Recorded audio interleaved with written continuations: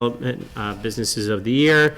We will then have a public hearing on the National Grid report, Town Administrator update, action items.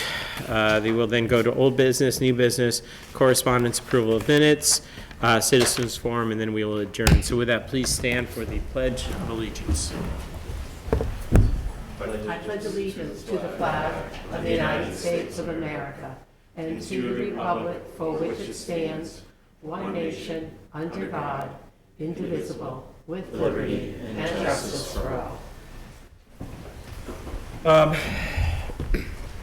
Tonight, I'd like you all to take a moment of silence. There are 4 dead service members in the war in Iran, and I just pray for their families, and I just hope for a speedy resolution to this, so we don't lose any other of our boys and girls. So with that, please take a moment of silence.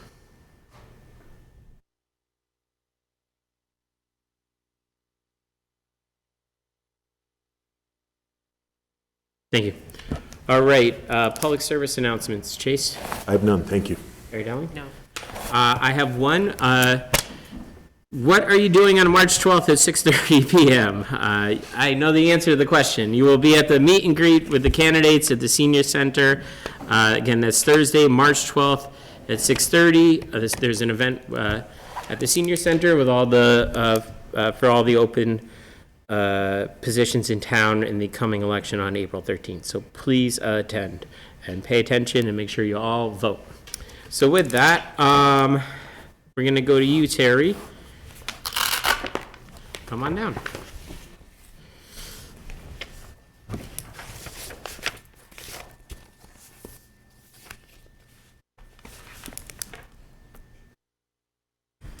All right, so we're at the 2025 Businesses of the Years Award. Yes.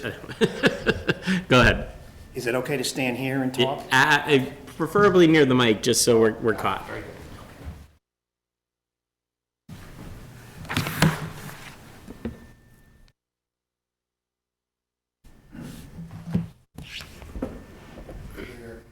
very happy to be here on behalf of the Sturbridge Tourism Association, which sponsors every year since 2022 a Business of the Year Award program.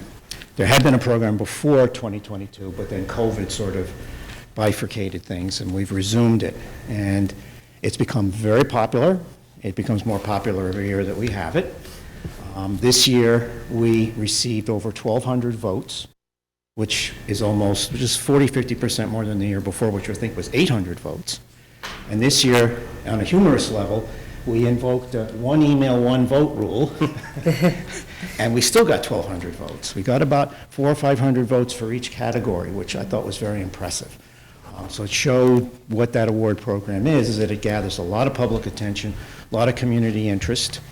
It's great because it gives these businesses a chance to be awarded for their value, their quality, the product that they make or the service they provide, and the pride that they take in it, and it gives them a chance to be recognized as well by the community. So it's all around, it's a really great thing, and it promotes Sturbridge from a publicity, public relations point of view as well. So we have 5 winners this year because we had one category where we basically had a tie. So I'm going to run through the categories, which is best lodging, best place to eat, and second is best place to eat, which was tie, best place to shop, and best place to have fun. So best place to have fun is a perennial winner, continues to gather tremendous strong following in terms of votes.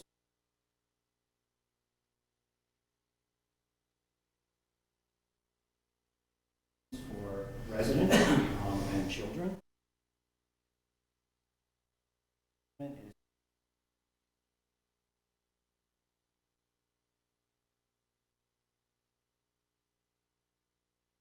It is Alex. Walked these halls not too long ago. So Alex.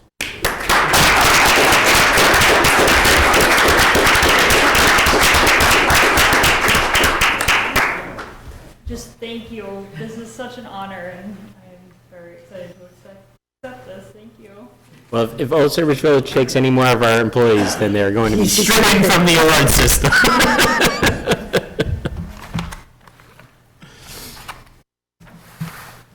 Public House also is extremely popular as best lodging, best place to stay. And we all know, we all go to Public House, and we also know that many community organizations use Public House as a place to have meetings and events, and they are very generous with their ability to work with those groups in very comfortable and positive ways. And I can't, as someone that sort of is at the edges of some of that, I can't say enough about it, what it is to have a local institution be so progressive and positive and generous in helping us. The Rotary's there, the Lions Club, all through the course of the year.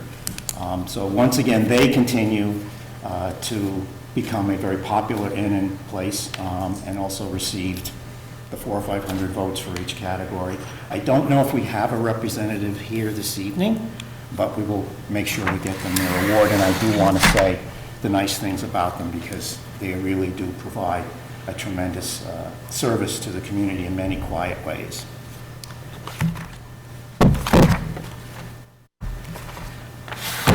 Best place to shop is Tweedledee's Pottery, and Verona, I'll come to you the award.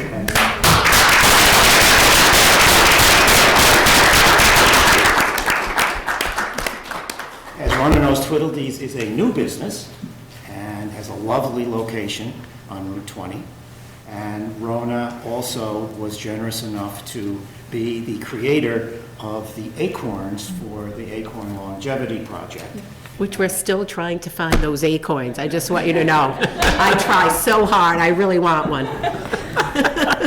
Beautiful.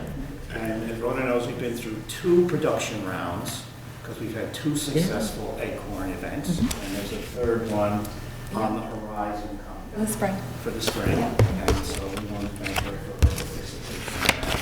And, Thank you. you're welcome. Appreciate it.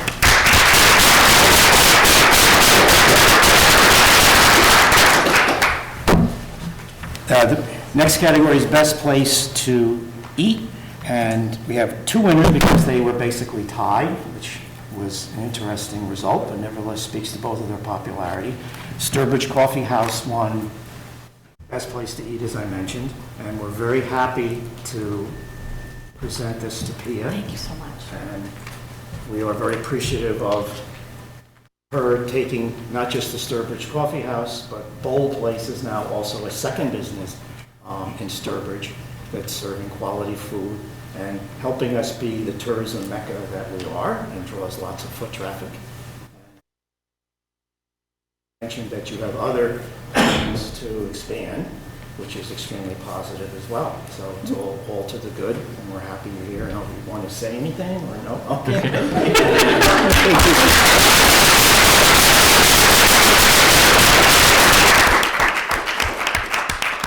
I think it's also so impressive that these are locally owned businesses, which I think is very, very important too.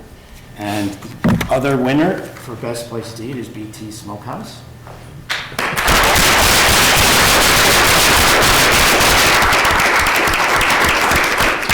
BT's is also a local business, part of the 35 eating establishments that Sturbridge has, which generates almost $80 million a year in food purchases, if you can believe.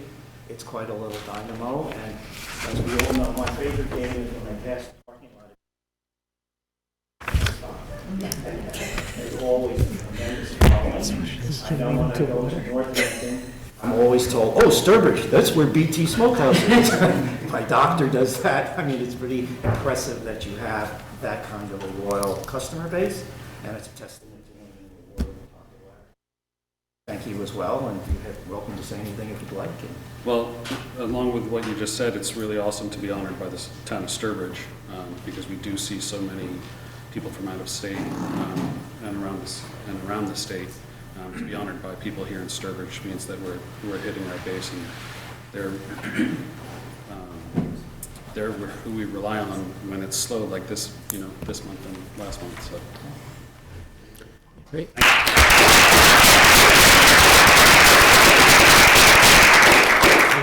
Well, I just want to remind everybody in the audience and to shop local. spend your money on locally owned businesses, small businesses. You can't spend enough money on small businesses. And I realize the village and the public house are perennial sort of institutions of the town. But any place that you have a little extra cash and you can not go on Amazon and you're going to spend it here, it goes a long way. And it's remarkable what an impact it can have, especially when you spend cash. So with that, thank you to all of you. We appreciate you being a part of the community. We know we think the world of you, and it really is. I think it's safe to say I can speak for the entire board and say that thank you for doing business in town. It means a lot. Thank you. Okay, so with that, we're going to move on to our another local business, I guess, National Grid. That's cool. So we have a petition. Mary, can you call the hearing? Oh, yes. National Grid has made a petition to the Sturbridge Select Board to construct a line of underground electric conduits on Podunk Road. National Grid to install beginning at a point approximately 378 feet northeast of the center line of the intersection of Wells State Park and Podunk Road, and continuing approximately 300 feet in a north direction. Install a 300-foot of conduit between P30 and P31 through 50 on Podunk Road. The installation of 2 manholes. The poll hearing will take place on Monday, March 2, 2026, 6:35 at Sturbridge Town Hall, second floor, Veterans Memorial Hall, 308 Main Street, Sturbridge. Okay, who's here from the National Grid? Come on down, gents.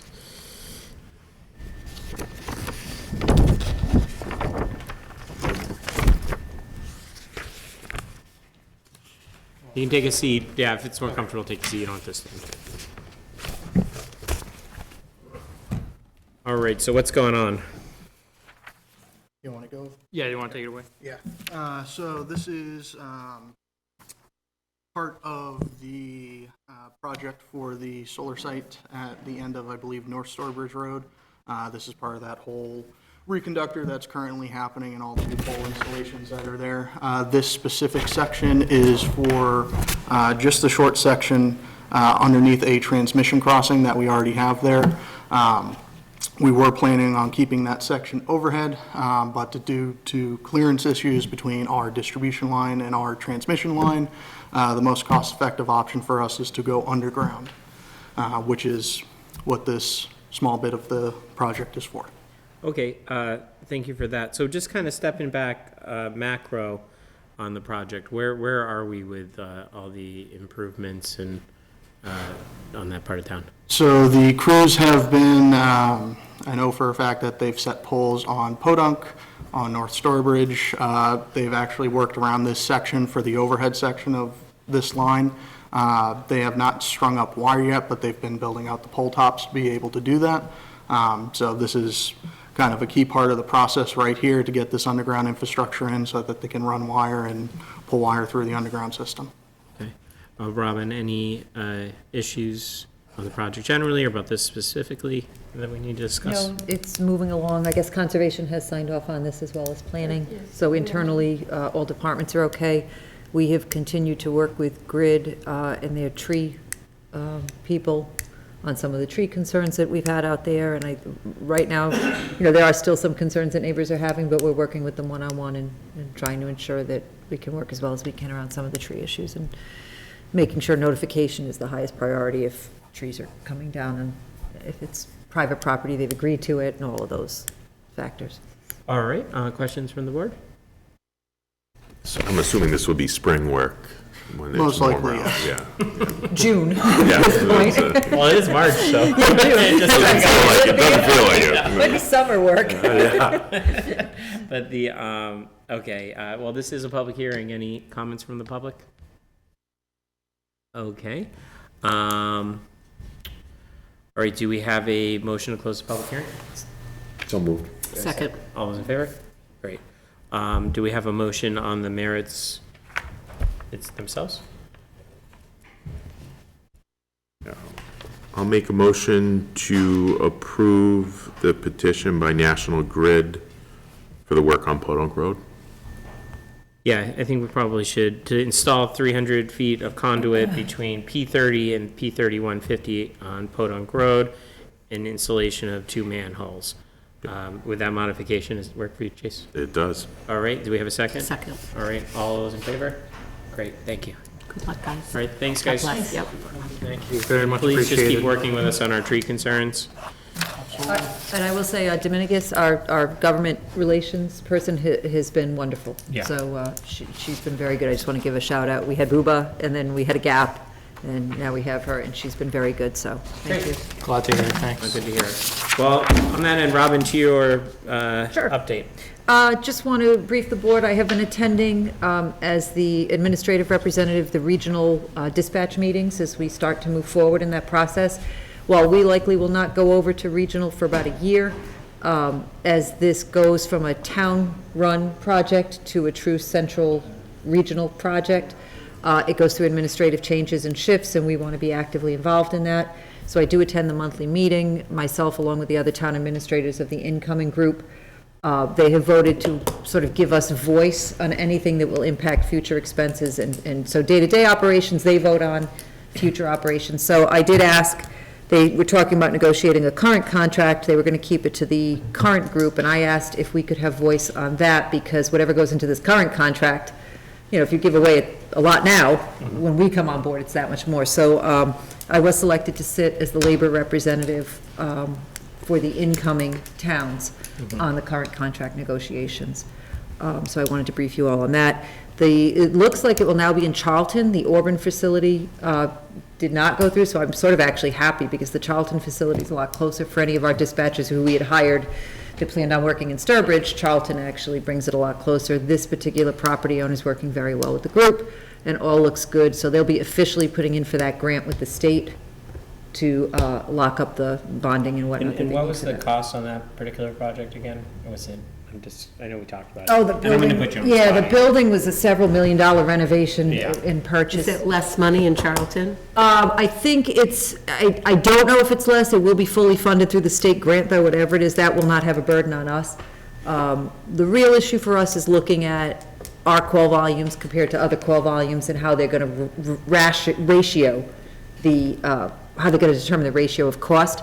We are still on track, though, so I go to these meetings, for example, if they're talking about, they have to add a treasurer now, because right now Rutland's treasurer is doing all the work, and Rutland's treasurer can't continue to do the work for the regional.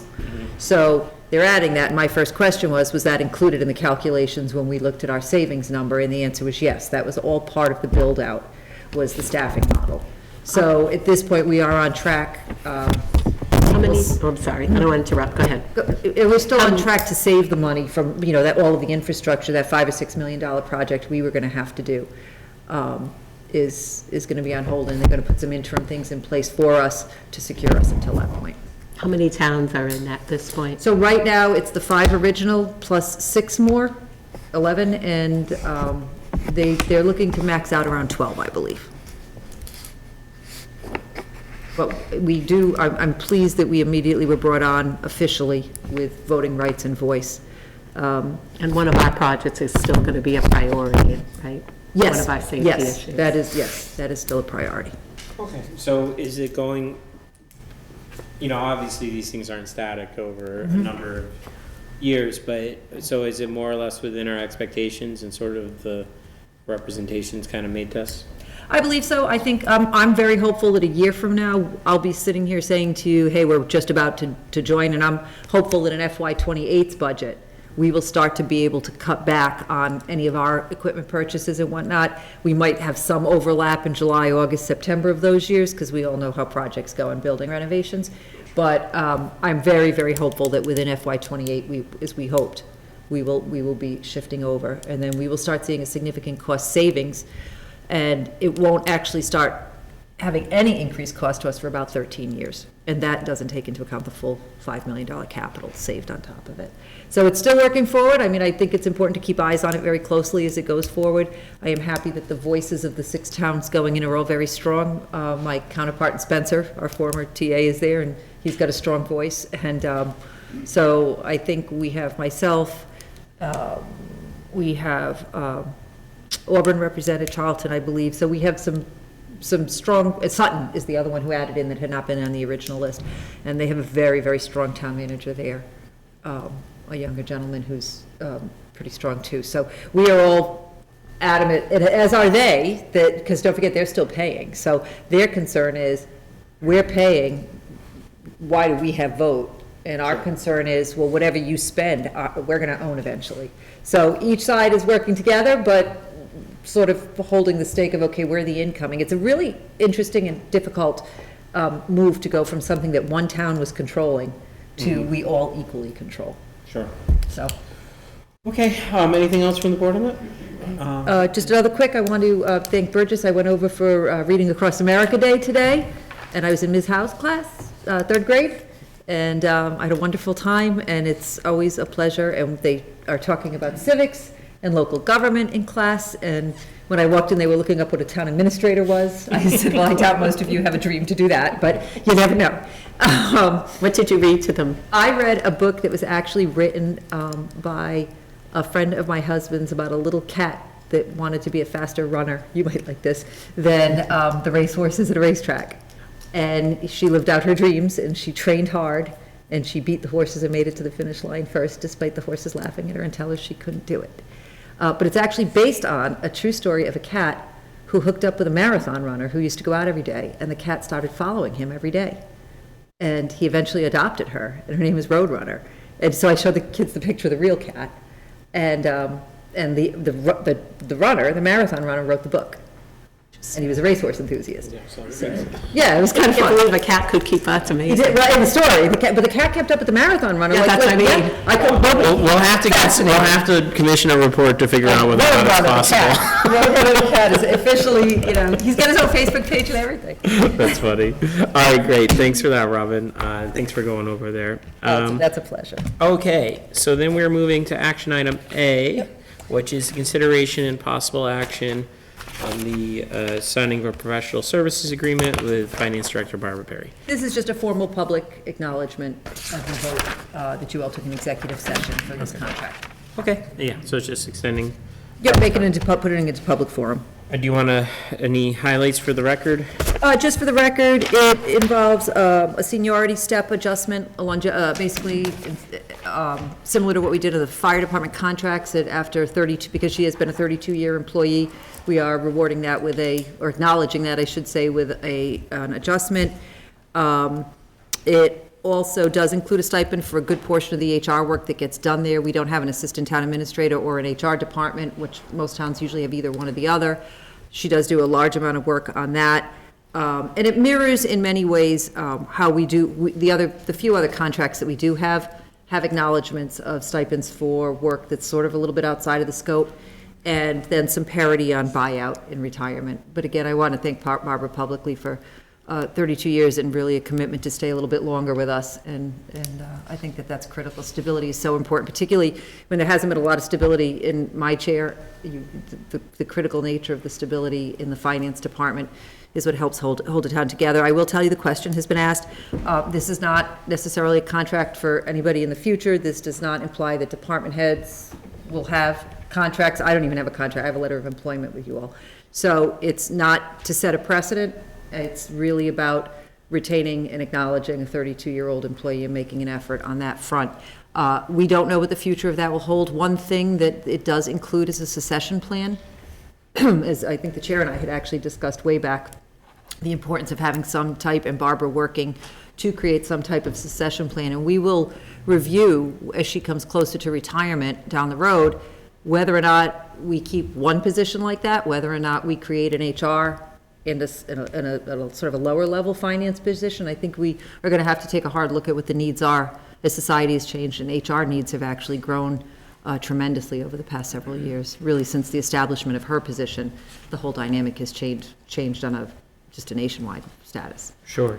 No, I thank you for that. Yeah, no, we appreciate Barbara's, her diligence, especially not just within your reference to the changes in the town administrator role, but also it's not an easy time to be a financial director at all. Costs have been skyrocketing, going up, down, whatever, and we just appreciate her commitment to the community. So unless there's anything else, I'll just make a motion to approve the town of Sturbridge signing a professional services agreement with Finance Director Barbara Berry. Second. All those in favor? Great. All right, all right, so the dual warrant, consideration and possible action on the posting of a dual warrant for the town election on April 13th, 2026, and the annual special town meeting on April 27th, 2026. So this is the dual warrant. Are there any questions, concerns?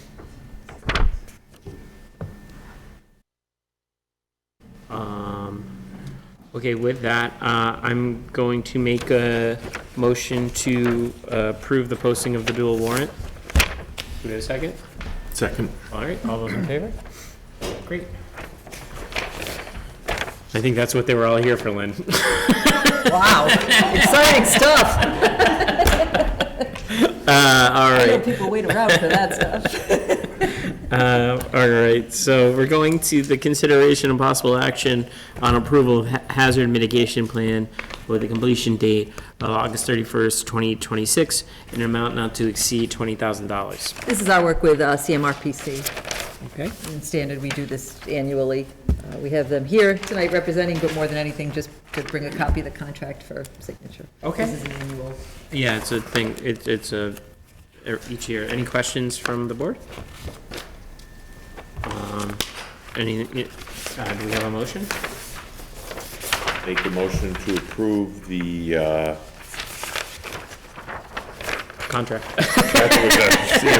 yeah, I'm looking for it, I'm like, oh. The hazard mitigation plan with Yeah. completion, but it is a contract. Do we have a second? Second. I'm still wondering who made the motion. We're gonna give that one to Jamie. I'll second. Doesn't matter. No, thank you for that. All right, we're gonna move on to consideration and possible action on the memorandum of understanding between the town of Sturbridge and town of Holland related to the Massachusetts Community Compact Municipal Fiber Grant. So this was something that had been discussed several months ago. Jeremy is here, and I think we had the schools here last time Yeah, we did. to talk about it, so. And my recollection is that this was a fiber optics extension down 148 to basically just piggyback on our line, more or less. We're assuming state money, ballpark. That's pretty much it, Yeah. more or less. So there's not. So mainly you just. So there's. What's the status of the? So we're doing an MOU on it. That's the basic thrust of it. And this has been reviewed by council. I have not put it in front of KP. Where's Jeremy go? There's Jeremy. I keep losing Jeremy. Is that the one from the state? Do we know where the MOA generated? I'm not sure where that came from. I think that actually came from Holland. Okay. This did come from us, yeah. Yeah. Okay. I'm just. I mean, I don't have I'm any assuming it came specific. through your legal counsel. Yeah. Yeah. This came from Jeff, did Jeff Blake look at this? Did. Our town They council, sent it did to he us. put this together? I don't know. I got this from Stacy, who Got got this it from from Stacy. Pioneer Valley. Well, I'll introduce myself first just to start with. My name is James Whalen. I'm the chair of the Town of Holland Select Board, so nice to meet everybody this evening. As far as this document, this was given to us pretty much prepared, templated by the Pioneer Valley Planning Commission, which kind of oversees us because we sit right nicely in the central western Mass part of the map. Probably, are you familiar with the full story of how we kind of got to this point with the memorandum of understanding? Off the top of my head, I think I just recited my memory to the moment. Not entirely. I could use Yeah. a little summary. of Okay. I guess we could start with the schools? I'm from the town. You're from the I'm town. the IT, yeah. Okay. Steve Rich came to me asking. Steve Bridge came to you, okay. So I guess I'll start with the background here. So I want to say it was about 2 years ago now at this point, the town was alerted by the regional school district that there was a delay from the security cameras at Holland Elementary School going back to the IT department at the middle school. And for a little while, we really couldn't figure out what the problem seemed to be. It was then realized that Sturbridge had done some fiber optic upgrades, I believe, along Route 148 going up to the school down and then down Route 20. It turns out, just by structural, hardware, any other those device issues. It was causing an intermittent delay going further down Holland Road, to Sturbridge Road, down to the town hall and the elementary school, causing this delay. We obviously realized that was a safety concern because everything's centrally located up at the middle school for the elementary school, for IT, for security cameras and all that. So when we realized that this was potentially could be going under a compact grant with the governor's office, that's when our grant writer, Paul, stepped in, and I will let you take it from here, where this story comes in. What we found is that there is a unspecified number of fiber optic cables available, currently unused. In investigating this further, we found a contractor who can do that work, is willing to do that work. The town of Holland's appropriated the money to contract with them, and we're in the process now of executing that contract, having to do the assessment so that he can report on the number of available lines, which are vacant, which might have future usage, and how they might be applied in this use for us to apply for the grant, to apply the connections down to the Holland Elementary School. So it really comes down to hopefully a capacity, excess capacity that we can utilize and integrate our communication system with the rest of the regional school system. That makes sense to me. Any questions from the board? No, thank you. Okay, I just say something real quick? sure, Jeff. So there's 12 lines going down 148 that we installed back in maybe 2021. I created a line from Burgess to the junior high, so that way their cameras would be faster, everything would be 10 gig speed, and that's there. We are, out of those 12 strands, we are using 4 of them for Burgess to Tantascwa. So technically, we only have 8 strands left. We were hoping to use at least 4 of them in case for the radios. So maybe we could give up 2, maybe 4 strands to you guys. But that's the max that we can do. Of course, Burgess has a connection from Burgess to Tantascwa, which we gave them 4 strands. If they wanted to give up 2 of their strands as well, then maybe I could give up 2 and they could give up 2. But the most that we have right now for the town is 8. 2 to 4 strands for utilization, but there's 8 total that would be open. There's 8 open right now, but I'd like to save at least 4, just in case we decide we want radios, or if we want to make connection from Town Hall to Tantascwa. I don't want to give up. Well, that's also going to be a school issue probably for you guys as well, on the radio portion of it, because we're all going to want improved. Memorandum of understanding discussed that we are able to share. No, it just says whatever we are willing to. Oh, And okay, at the so it moment, I'd needs- say we may be willing to share 4. I didn't see it in here, so we don't outline it. So that was one of the reasons why we hired a contractor to verify what was available currently on the line. So we've already paid for that. I don't know if it's been, has the service, have they gone out to do it yet? Not sure Not if yet. it's this week or next, but the Okay. snow put them back, but yeah. But yeah, so we put up that portion to cover for the grant, so we get the survey work And done. also, Jeremy, and again, I'm not suggesting we do this, but just for my own edification, what the cable, I'm assuming, is being run through what, PVC pipe or something? It's on the lines. Yeah, and so how expensive was it to run? Like, is there space for, how much space is there for additional lines to extend? Technically, those are, through the pole agreement, we have a 12-inch section where we're allowed to put as much as we want in there in that 12-inch section. So the strand is only, an inch big, as long as it's down for the agreement that we're allowed to use that 12-inch span Okay, so to attach. so that means theoretically, I'm not talking about today, obviously, but in the future, if this, as fiber optic needs grow or don't throughout the region, Right, we're going to right. be able to expand upon that within. Correct. I have 96 strands running down, we have 96 strands running down Route 20, and when we get to 148, it drops down to 12. So if we ever wanted to, we could use a community compact grant, and we could add another 12, 24, whatever strands we want down 148. For them to save money in their community compact grant, usually I think it's maxed out at like 200,000, depending if it's a fiber one or if it's just community compact.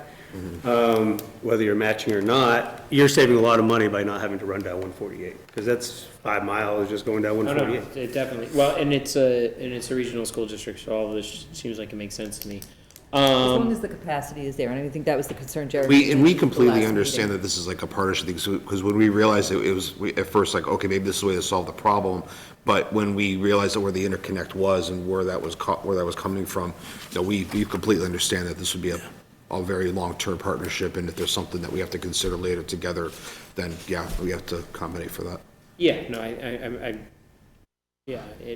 I'm not too worried about Holland. It's not one of the relationships that stresses me. We're all really nice people, I promise.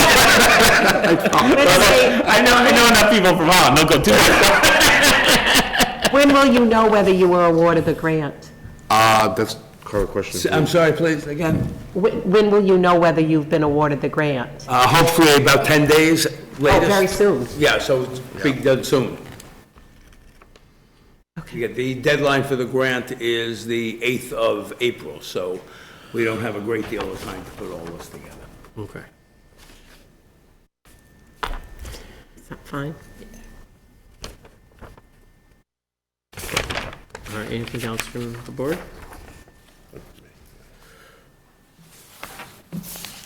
And I was comfortable because it didn't commit us to an amount of.